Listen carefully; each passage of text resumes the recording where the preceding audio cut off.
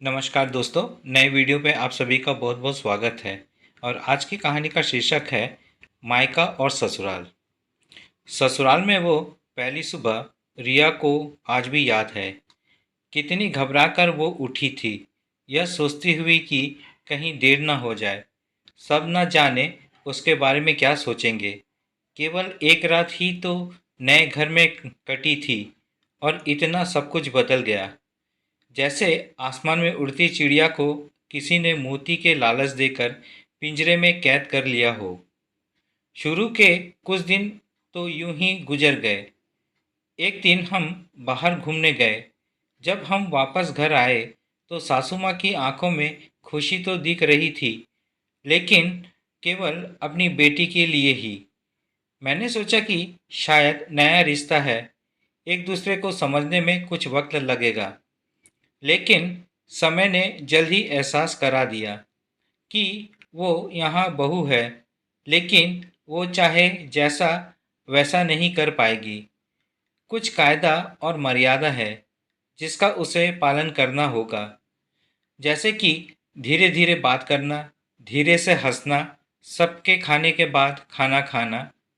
ये सब आदतें उसमें अपने आप आ गई। माँ से भी कम बात होने लगी, जिसकी वजह से उसे पीहर की याद आने लगी। ससुराल में पूछने पर कहा गया कि अभी नहीं, कुछ दिन बाद जाना। जिस पति ने शादी के समय कहा था कि आपकी बेटी पास में ही तो है, कभी भी आ जाया करेगी, उसके भी सुर बदल गए थे। अब रिया को धीरे धीरे ये समझ में आ गया था कि शादी कोई बच्चों का खेल नहीं है।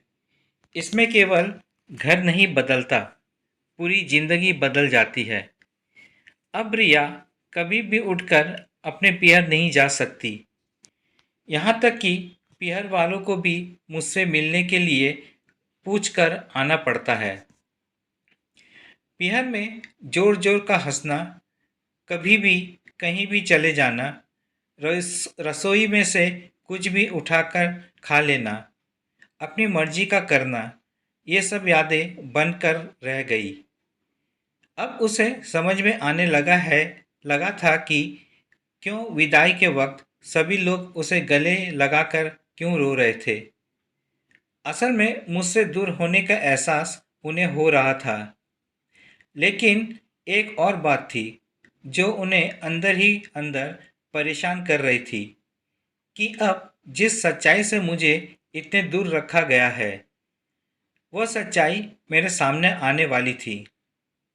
पापा का ये झूठ कि मैं उनका बेटी नहीं बेटा हूँ, अब और ज़्यादा दिन नहीं छुप पाएगा।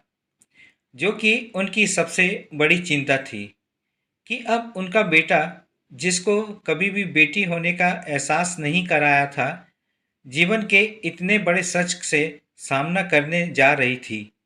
वही माँ को भी चिंता सता रही थी कि उनकी बेटी अभी तक कोई एक काम भी नहीं किया करती थी, अब वो पूरे परिवार की जिम्मेदारी कैसे उठाएगी। सभी लोग मेरे इस विदाई और पराये होने का दर्द जान रहे थे, सिवाय मेरे। इसलिए वो सभी लोग रो रहे थे।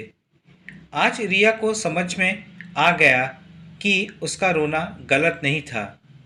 यह हमारे समाज का नियम ही है कि एक बार बेटी डोली में विदा हो गई तो वो उस घर के लिए केवल मेहमान ही बनकर रह जाती है। फिर कोई चाहे कितना क्यों न कह ले कि ये घर आज भी उसी का है। सच तो यह है कि अब वो कभी भी यूं ही अपने पीहर नहीं जा सकती, चाहे कितना भी समस्या और परेशानी क्यों न आए, उसे ही हल करता है, हंसते हुए या गम को छुपाते हुए। तो दोस्तों, ये थी आज की कहानी। अगर कहानी पसंद आए तो कमेंट्स, लाइक और शेयर ज़रूर कीजिएगा और चैनल में नए हो तो सब्सक्राइब जरूर कीजिएगा। तो मिलते हैं अगले नए वीडियो में एक नई कहानी के साथ। चैनल में बने रहने के लिए आपका बहुत बहुत धन्यवाद।